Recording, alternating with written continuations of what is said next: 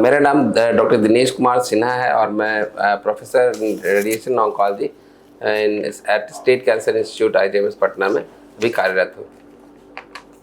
Sir, तो कुछ ऐसे कॉमन अर्ली सिम्टम्स क्या होते हैं ब्रेस्ट कैंसर के?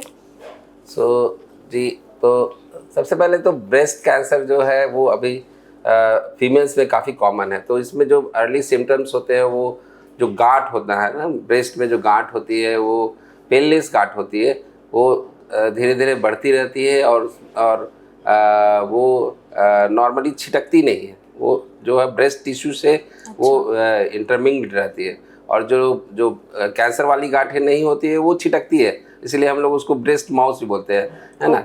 तो जो इसमें सबसे बड़ी समझने की ज़रूरत है महिलाओं को कि जो गांठ है वो पेनलेस है, दर्द नहीं हो रहा है और धीरे धीरे वो बढ़ रही है।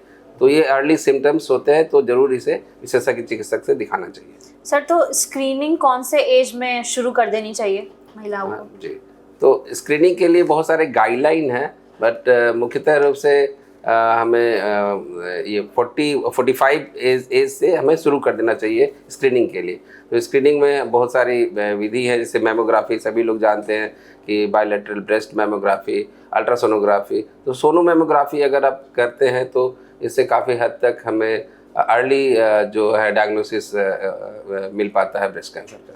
सर, तो डायग्नोसिस के बाद क्या प्रोसेस होता है?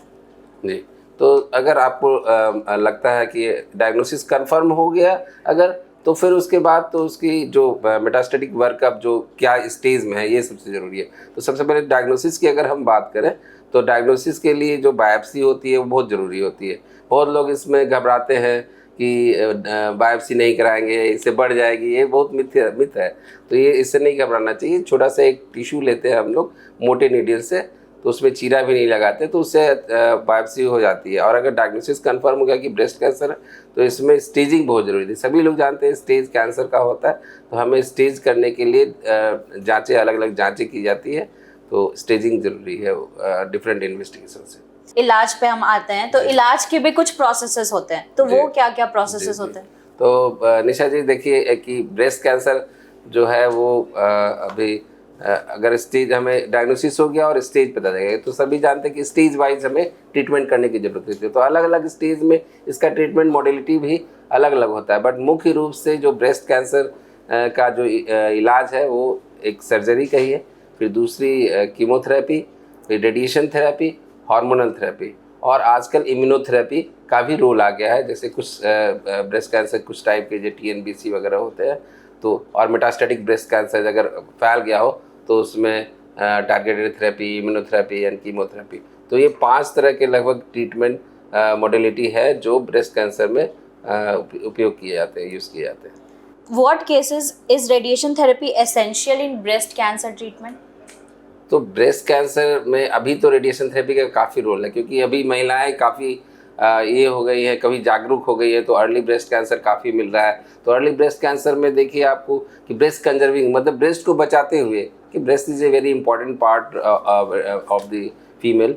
सो ब्रेस्ट को बचाते हुए सर्जरी होती है, और अगर ब्रेस्ट को बचाते हुए सर्जरी होती है तो उसमें जो लंप है जो वही निकालते हैं और गांठें निकालते हैं, उसका स्क्रीनिंग करके भी निकालते हैं। तो उसमें क्या होता है, उसमें रेडिएशन बहुत इंपॉर्टेंट होता है। अगर हम केवल गांठ निकाल रहे हो तो उसमें रेडिएशन मस्ट हो जाता है, ताकि लोकल रिकरेंस नहीं हो, कम हो, इसलिए तो रेडिएशन का बहुत इंपॉर्टेंट रोल है। और अगर स्टेज 3 ट्यूमर है, स्टेज 2 में नोड पॉजिटिव है, तो जो स्टेज वाइज जो है कि हमें तीनों मॉडलिटी यूज़ करना पड़ता है, सर्जरी, कीमोथेरेपी और रेडियोथेरेपी। तो रेडियोथेरेपी हर एक लगभग बहुत अर्ली स्टेज अगर छोड़ के सभी स्टेज में यूज़ किया जाता है। कुछ ऐसे भी मिसकंसेप्शंस और फियर्स हैं रेडिएशन को लेके, तो सर वो क्या है कॉमन मिसकंसेप्शंस? रेडिएशन देखिए बहुत सारे लोग सोचते हैं कि उससे हमारा जल जाएगा ऐसे, है ना, तो ये चीज़ है। और वो मशीन पे जो जाना पड़ता है, अकेले जाना पड़ता है बहुत ज़्यादा। तो मैं अपने प्रैक्टिस में बहुत सारा मिसकंसेप्शन मैं नहीं समझ पाया हूँ। ऐसे कोई डरने की बात वैसे नहीं होती है। तो हम लोग को अच्छी तरह से अगर काउंसलिंग करें कि ये CT और MRI जैसे ही मशीन होती है, उसमें एक 5 मिनट के लिए जाना होता है, तो मुख्यतः जो मिथ ही है और फियर्स जो होते हैं वो मेनली जो होते हैं वो आस पड़ोस के द्वारा बताए रहते हैं। तो हमें लगता है कि हमें जागरूकता अभियान के द्वारा, जैसे आपके द्वारा अगर हम बात करें, आपके थ्रू माध्यम से बात करें, तो ये जो डर है और मिथ है वो जा सकता है। तो ऐसे कोई बहुत ज़्यादा हमने अपने क्लिनिकल प्रैक्टिस में ऐसा नहीं देखा है बहुत ज़्यादा। ठीक है। कुछ साइड इफेक्ट्स? जी, रेडिएशन के देखिए साइड इफ़ेक्ट जो, अगर breast cancer, particular breast cancer की बात करें तो बहुत ज़्यादा नहीं होता है। हाँ, मतलब क्योंकि अगर वो थोड़ा-सा उस पार्ट में हमारा खाने की नली आती है, तो थोड़ा-सा खाने की नली में म्यूकोसाइटिस अगर कहें कि अंदर में छाले पड़ जाते हैं, तो खाने निकलने में थोड़ी-सी दिक्कत होती है, बट वो बहुत मैनेजेबल है, बहुत ज़्यादा नहीं होता है। बहुत अर्ली ग्रेड का ही होता है, तो वो मैनेजेबल होता है। ये एक होती है टॉक्सिसिटी। दूसरी जो है वहाँ पे हार्ट है, लंग है, तो उसको उसकी टॉक्सिसिटी, लेट टॉक्सिसिटी, मतलब ज़्यादा देर से न्यूमोनाइटिस, लंग अगर लंग ज़्यादा इरिटेट हो गया तो लंग न्यूमोनाइटिस हो सकता है। हार्ट का जो प्रॉब्लम आ सकता है बाद में चल के। तो आजकल इतने अच्छे तरीके आ गए हैं, जो कॉन्फॉर्मल रेडियोथेरेपी, IMRT, IGRT अगर आ गया, तो फिर हम लोग उसमें पर्टिकुलर देख लेते हैं कि हार्ट को कितना डोज जा रहा है, लंग को कितना डोज जा रहा है, इसोफेगस जो खाने की नली को कितना डोज जा रहा है, तो हम लोग उसको मिनिमल कर देते हैं। और डिफरेंट टेक्निक भी हैं, ब्रेथ होल्ड टेक्निक, हम सांस रोक कर, है ना, अपने रेडिएशन पोर्टल से, रेडिएशन फील्ड से हार्ट को दूर कर कर भी इलाज करते हैं। तो डिफरेंट टेक्निक्स आ गई हैं रेडिएशन की, तो अब इससे डरने की ज़रूरत नहीं है। और ये सब टॉक्सिसिटी हो सकती है, जो आपने पूछा कि क्या हो सकती है। तो कुछ ऐसे मेन टर्मिनोलॉजी जो रेडिएशन के बारे में जब हम डिस्कस करते हैं पेशेंट के साथ, तो उनको समझने चाहिए और जानने चाहिए। जी जी। कुछ तो ऐसे? उसमें सबसे ज़्यादा आजकल के जो है IMRT, IGRT, है ना, DIBH है, deep inspiration breath hold technique, ये सब जानने चाहिए, है ना। तो रेस्पिरेटरी गेटिंग, तो ये सब चीज़ें आजकल इंटरनेट के माध्यम से भी लोग आजकल काफ़ी जागरूक हो तो पढ़ लेते हैं। और बाकी हम लोग काउंसलिंग करके उन्हें, क्योंकि ट्रेन भी करना होता है हमें ट्रीटमेंट के दौरान, तो ये सब चीज़ें हैं। और दूसरी जो है MRM वगैरह, मॉडिफाइड रेडिकल मैस्टेक्टमी, जो सर्जरी का पोर्शन है, कीमोथेरेपी है, वो सब चीज़ें जाननी चाहिए सभी को। सर कुछ ऐसे डिलेज जो आप कॉमनली पेशेंट्स में देखते हैं, बिहार के पेशेंट्स में?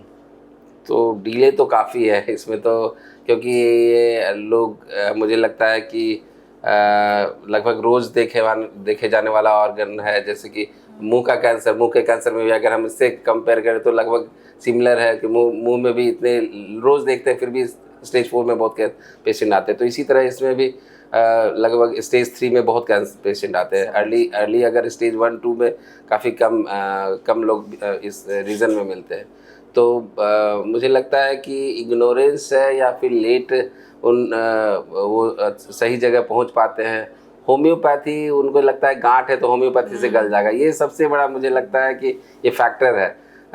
और जो वृद्ध महिलाएं हैं वो बताना नहीं चाहती, वो थोड़ी सी हिचकती है। तो मुझे लगता है कि ये सबसे बड़ा फैक्टर है। जो वृद्ध महिलाएं वो बताना नहीं चाहती है कि वो अपने बारे में, ज़्यादातर ये है। और दूसरा है कि वो अर्ली डिजीज रहता है तो लोग होम्योपैथी से शुरू में सोचते हैं कि वो ठीक हो जाएगा। दो चीज़ ये बहुत इंपॉर्टेंट मैंने देखा। सर एक ऐसी चीज़ जो हर केयर गिवर को समझनी चाहिए। जी जी सर तो मुझे लगता है कि पेशेंट के दर्द को समझना, पेशेंट के दुख को समझना, ये सबसे ज़्यादा ज़रूरी है। और उन्हें मुझे लगता है कि उनकी फीलिंग्स को, पेशेंट की फीलिंग को, क्योंकि सभी पेशेंट अलग अलग होते हैं, तो मुझे लगता है कि सभी केयर गिवर्स को हर पेशेंट को एक अलग पेशेंट के रूप में समझना चाहिए।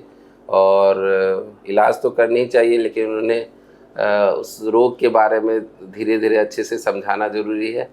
थोड़ा टाइम देने की ज़रूरत है, पर्टिकुलर जब कैंसर की बात हम करते हैं तो। सर कोई ऐसा मैसेज जो आप पहुंचाना चाहते हैं? अगर ब्रेस्ट कैंसर की बात करें तो हम अपने दर्शकों को ये ज़रूर बताना चाहेंगे कि ब्रेस्ट कैंसर एक ठीक होने वाला बीमारी है, अगर हम इसे बहुत अर्ली स्टेज में पकड़ लें। और इससे कोई डरने की ज़रूरत नहीं है। कभी भी ऐसा कोई सिम्टम हो तो अपने डॉक्टर को ज़रूर दिखाएं, और इससे डरे नहीं, और इसका इलाज संभव है। तो we can win over breast cancer if treated early and with your participation to reach on right time. Thank you. Thank you, sir. Thank you very much.